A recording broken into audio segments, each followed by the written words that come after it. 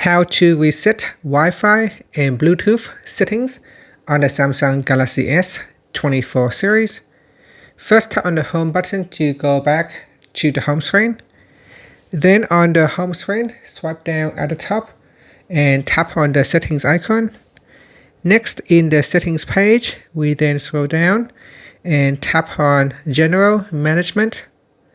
After that, tap on Reset. Then scroll down and tap on Reset Wi-Fi and Bluetooth settings. Now tap on Reset Settings. And say here, Wi-Fi and Bluetooth settings, reset. And that's it. Once it is reset, you will lose your connections. So you need to go back in here and you need to re-enter your password for Wi-Fi. And that's it. Thank you for watching this video. Please like and subscribe to my channel for more videos.